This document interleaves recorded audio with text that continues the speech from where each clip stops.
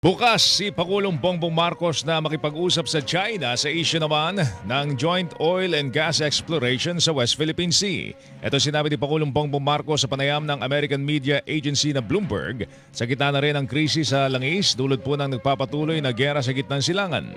Ipinunto ng Pangulo na hiwalay naman ang kalakalan at ugnayang pang-ekonomiya ng dalawang bansa sa away nito sa teritoryo.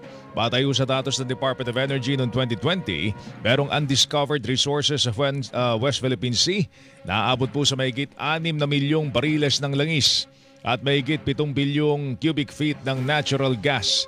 Kabilang sa pinaniniwalaang mayaman sa natural gas ay ang Recto Bank na nasa loob po ng Exclusive Economic Zone ng Pilipinas.